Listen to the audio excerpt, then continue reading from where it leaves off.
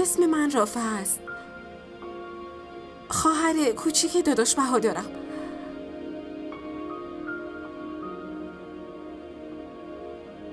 شنیدم داداش اسم تو گیتی صدا زد.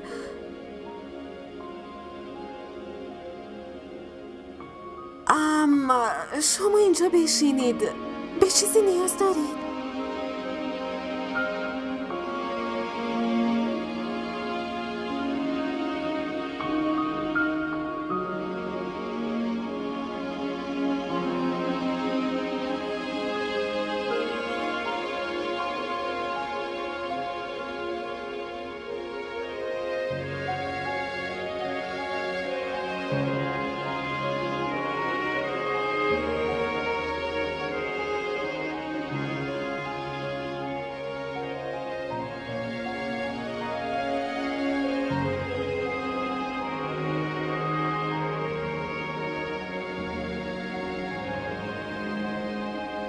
گیتی تو اتاقه؟ بله داداش.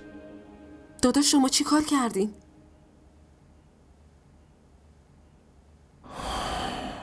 هر کاری که کردم به جز اون دیگه چاره‌ای نداشتم. رافعه، تو از گیتی پرسیدی به چیزی نیاز داره؟ داداشون اصلا حرف نمیزنه، فقط سکوت کرده.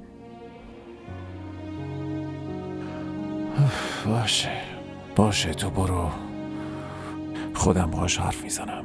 باشه.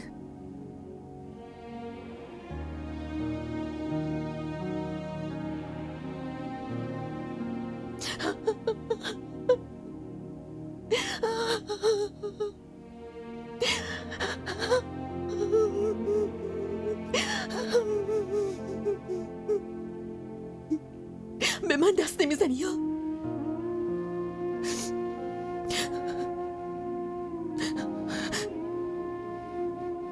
باشه،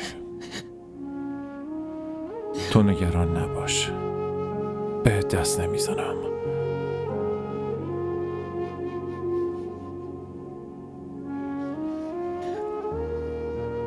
ولی خواهش میکنم حداقل گریه نکن.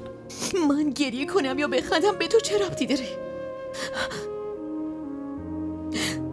تو الان توی خونه من، در حفاظت من و در عقد منی گیتی.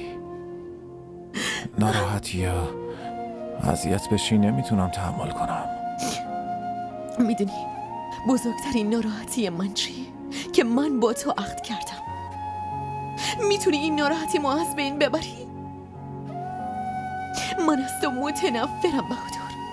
تو همه چی رو میدونستی، از همه چی با خبر بودی، اما اون فرصت رو به نفع خودت استفاده کردی. میفهمی؟ پس بگو چه کار میکردم؟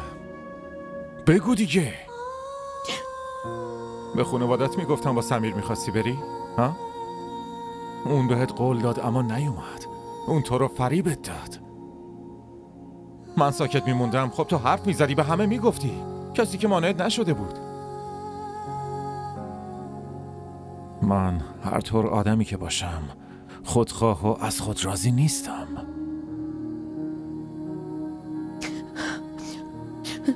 من نمیتونم اینجا بمونم. من با تو نمیتونم بمونم. کجا میری؟ خونه خودتون؟ خونه خودم نمیرم، اما اینجا هم نمیمونم. نکنه فراموش کردی؟ ما با هم عقد کردیم و تو الان همسرمی.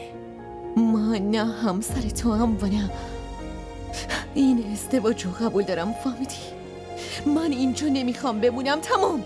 تو عقلتو از دست دادی؟ نصف شب کجا میخوای بری؟ بیا ببینم. گفتم بلم کن. چرا نمیخوای بفهمی؟ الان از اینجا نمیتونی جایی بری. بی سر و صدا اینجا بشین، وگرنه چی؟ گیتی آروم باش. اینجا خونتون نیست که صدا از این اتاق به اون اتاق نره. اینجا خونه کوچیکه. اینجا حتی از تو اتاق صدای نفسای هم دیگرم میشنویم. پس منو خودتو اینجا بیابرو نکن. آروم باش.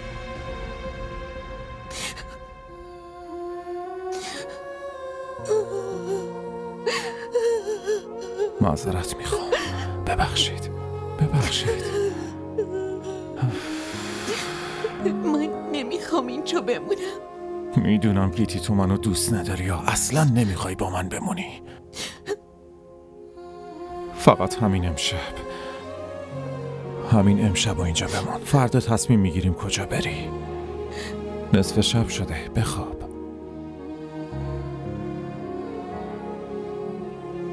من میرم، ولی فکر نکن که ازت غافل میشم. فکر فرار از اینجا رو از سرت بیرون کن.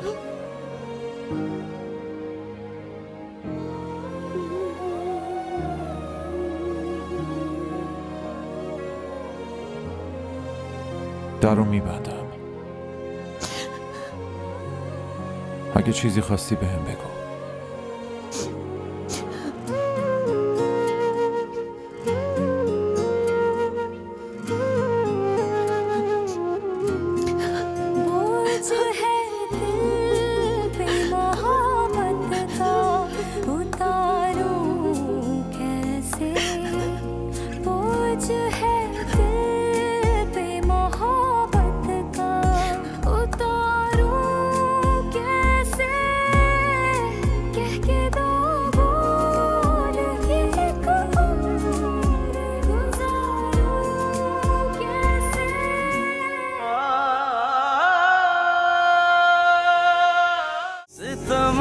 खुदाया क्यों प्यार बनाया जो लूटे दिल का जा